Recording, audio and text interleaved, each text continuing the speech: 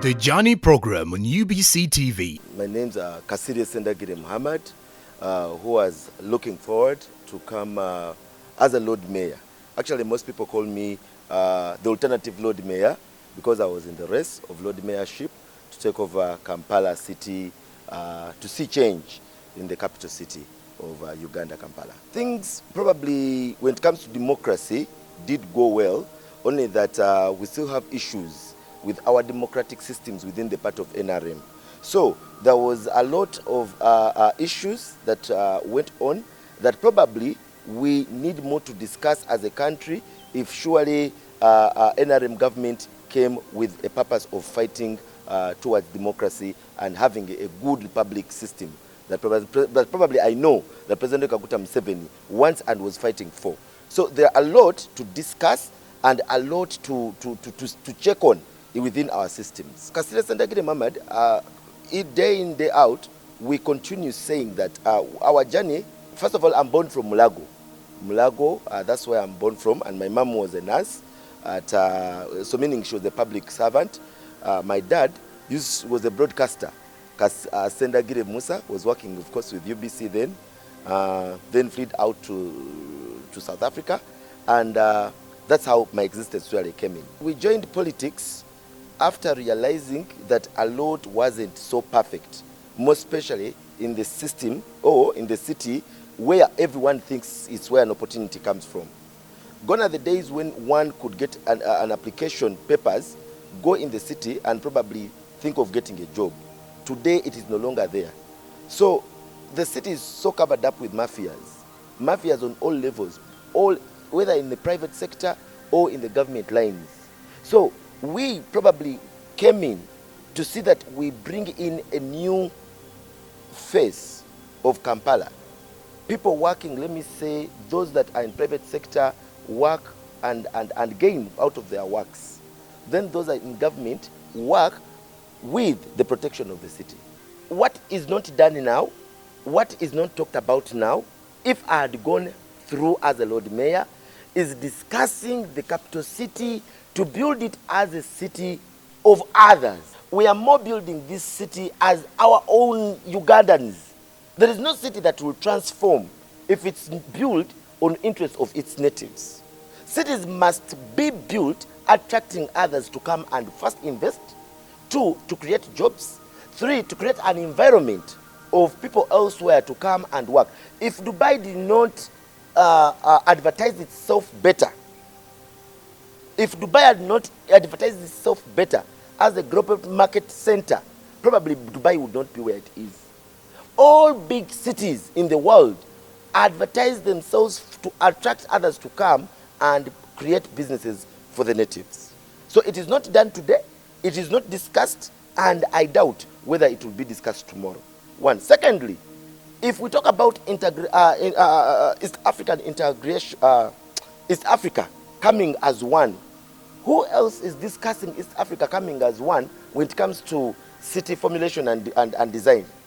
Because cities like Nairobi, like Kampala, were designed by Ernest May. Ernest May was a Russian. So if they were designed with one person, why not somehow designed to have the same look? Something done in Kampala can probably be done in Nairobi. If today you leave Uganda and you go to Nairobi and you are stranded, is there a program that probably would harbor you? So these are the things that we would like to discuss as a country, as a city. President Museveni, first of all, when it comes to what I would expect him to do, we saw it during elections, before, partly, and during elections. When the president, wherever he could go to places as in looking for votes, he would directly talk to Mwananchi, the lowest person. So we expect the president to hear more from the lowest person in this country, not the president perhaps that Ugandan had in mind that was more getting information from the people around him. So the people around the president now, we think that they are going to be the Mwananchi. The people around the president now, we think they're going to be that lowest Ugandan at his lowest point. First of all, I congratulate President Museveni for having passed through a tense time of elections and having won the 2026 or 2031 elections. We congratulate him as a candidate and congratulate NRM altogether. I would like to talk about the Sovereignty Bill. The Sovereignty Bill is like Ugandans. We are more taken up by the present politics. We are not more reflecting on our journey, on our past as a country.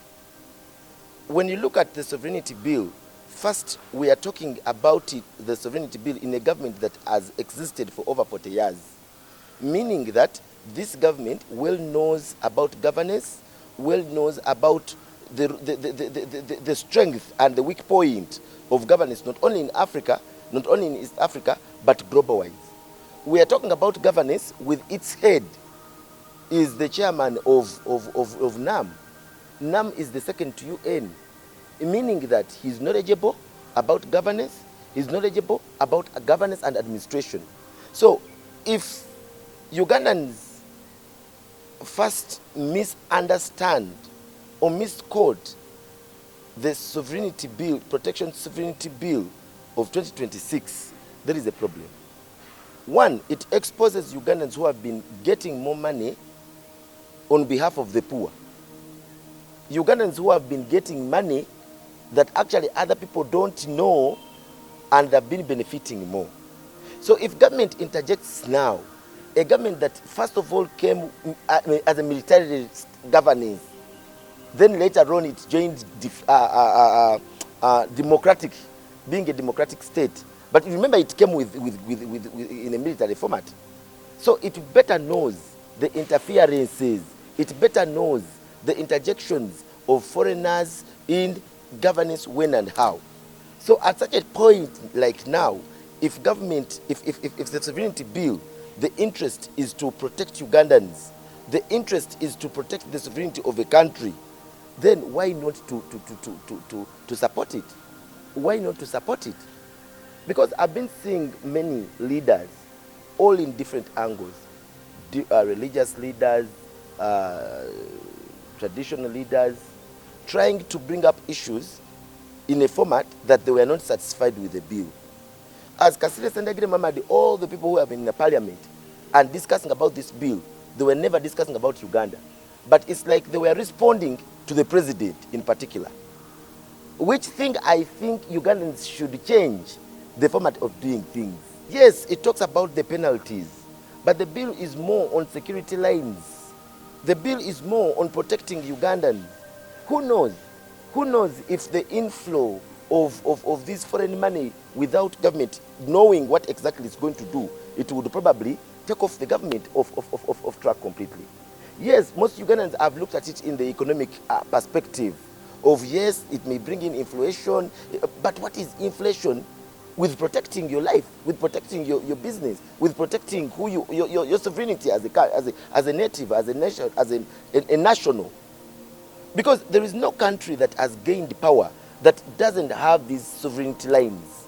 Even if it's United States of America, its sovereignty will be seen both in information flow, in information intake and information outtake.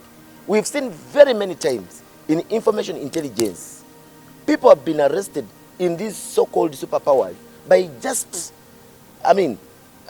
bringing in information or taking out information in the country that probably may distract the governance. When it comes to government, after 40 years, probably its speed, the speed of the bill, definitely I might suspect that government has already, within its means of intelligence, I suspect that government has already seen that there are some foreigners that wanted to use the exact mean to put down this government. Because when you look at the speed government is taking on this, and when you look at the defensiveness, the defensiveness is not for all Ugandans, but it's rather for particular Ugandans and more opposition. Yes, we've seen them in parliament, but these people are communicating to the president, to the executive, and not to the country. And that is where the problem is. The spirit of which this bill is passing is first to protect Ugandans. When it comes to trade order, a lot has been happening. And among the things that have been happening, you know, when it comes to leadership and doing this thing of service delivery, there is no way in governance you can do service delivery minus using the law. Trade order has always been there. And trade order, it is in the spirit of beautifying our places and creating order in the trade systems.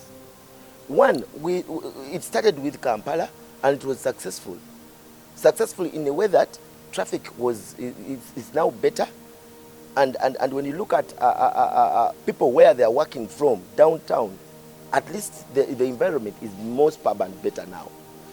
But the issue was trade order when the Ministry of Local Government decided to give orders to town clerks elsewhere within the country to make sure that they enforce when it comes to trade order. Now, I took two things. One, I blame government for not coordinating better and well. Because you see, trade order wouldn't be a problem if government also at one point showed interest of protecting Ugandans. Yes, enforcement can be done, but as government, is it also helping up people with counseling? Because these are different people in different perspectives. Ugandans are only demanding government to see it doing something for them genuinely. If enforcement is planned, let us also plan to give these people alternatives. In Kampala, it was better done. That yes, enforcement is done, but alternatives are here, and people will know the alternatives. But now we expected government this time round to at least put counseling sessions as an alternative. Because remember, we are a growing country, and President Museveni is, during elections, was more preaching of socio-economic transformation. And Ugandans believed in his words, trusted him, and gave him votes. So it is a time now that during governance after elections, government should plan and people should feel that government caters for them. That yes, if enforcement comes, let us put counseling as well. We're missing Minister of Gender in this. We are missing, people are misquoted, people misquote the orders from government. Today government says people should leave, trade order should stop. The next day, trade order should go on. It shows a black spot and weak point in governance, and most especially in coordination of ministries. First, I would like to first appreciate Ugandan government when it comes to fuel. Because you see, the way Ugandan government is handling this issue, probably Ugandans have started now to feel, but there are countries who started feeling the pain and the pinch of these wars way back, weeks ago. When you go to Kenya, they started feeling the impeachment or the pain as a country when it comes to war that are going on of Israel and Iran way back. So first, I appreciate the governance of Uganda and what they have tried to do, really. Now, when it comes to fuel, government should increase on its information flow. Government should come out to protect its natives openly, not just negotiations, because now Ugandans feel like there is a game that is going on within the owners of petrol stations and government itself. Or if not that, most of the government officials who are owning these petrol stations, they are undermining whatever comes within government. Because we all well know that these petrol stations are not only for private, just mere businessmen, but some are owned by big officials from government. So if one denies whatever comes from government and keeps on skyrocketing the prices, it means they are undermining government. So government should come out, protect the people, talk about the prices so that we can have a balanced country. NRM government has done perfectly when it comes to service delivery, because I well understand that there are other countries elsewhere that come here for benchmarking. Benchmarking not only in governance and administration, but benchmarking also in the speed that Uganda is having when it comes to economic growth. Yes, it is true, Ugandans may not feel the increase or the impact of increase of the economic strength of a country in their pockets.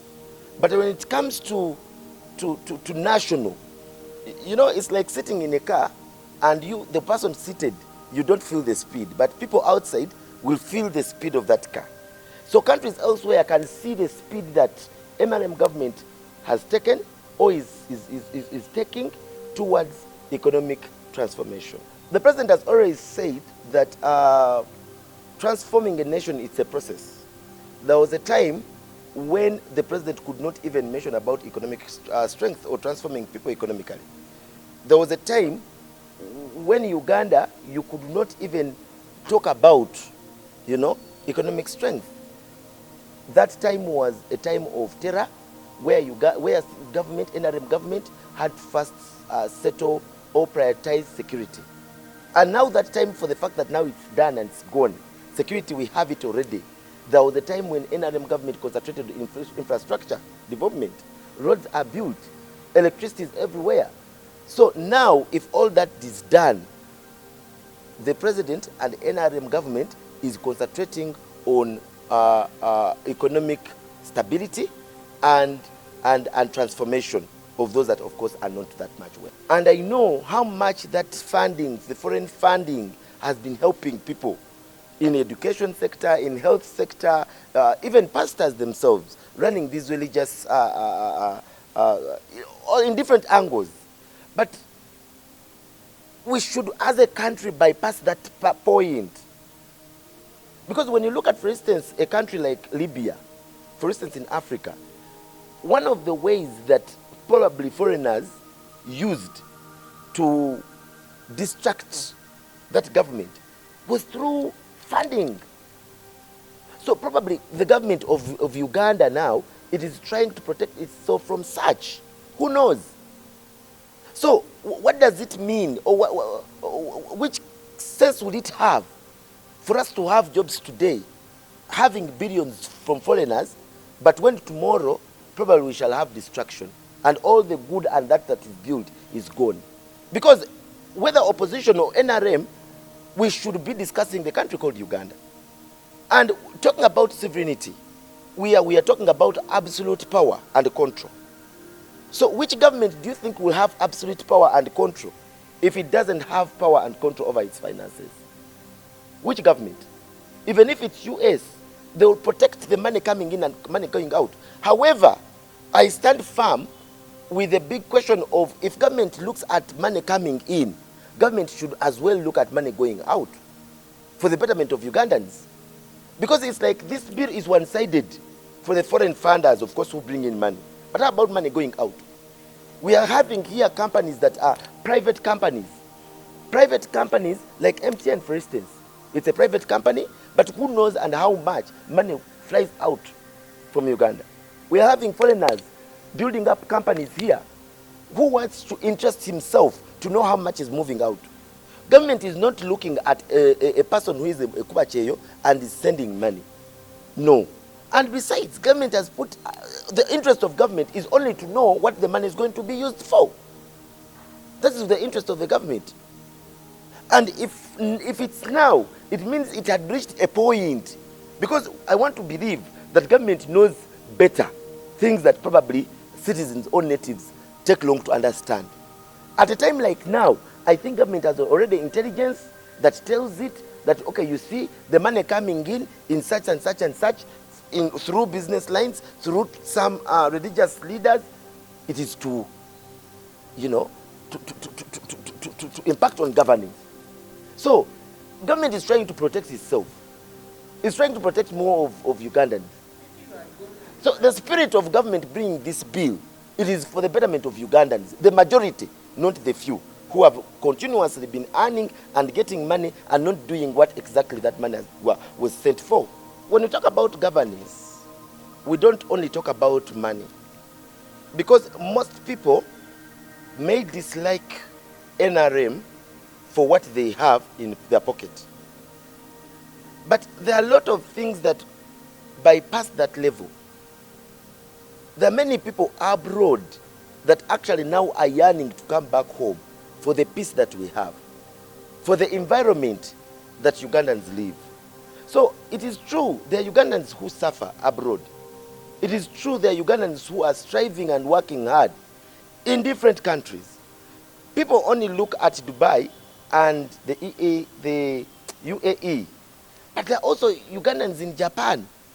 There are Ugandans in India that probably are not, their working conditions are worse. So, one, it's the responsibility of government to pick interests, know where Ugandans are and how they should be protected. They say the father of Museveni is Jean Bodin. I think he was a politician in around 1529 or something like that. You see, the Sovereignty Bill, I repeat, it is more to protect Ugandans and governance. There is no way we can continue talking about independence of a country when government can detect that there are people who want to use funds to interject or distract the peace that we have today, and the government goes silent. It is not only done in Uganda, but it is done and it has been done elsewhere, even in most African countries. It is a more way to make these African countries inferior. So if government comes in, it is for the betterment of Ugandans now and in future. First of all, as Kasile Sendagire Mohammed, I would urge government to be more serious when it comes to governance and the people of Uganda. The people of Uganda have already accepted NRM. They love it every time when NRM comes in, but there is still, that weak points that government should concentrate on. The questions of the people should be answered. If President Museveni believes that by 2031 there will be no opposition, that means it's time now for government to answer questions of Ugandans. Because opposition is not an individual. Opposition is also a mindset state of the people of the country. So if opposition must go, government should also be able to answer their questions. First, I would urge all Ugandans for the fact that we went elected President Museveni on 12th of May. Let us all go show our love to our president when swearing in. Thank you so much. I wish you the best.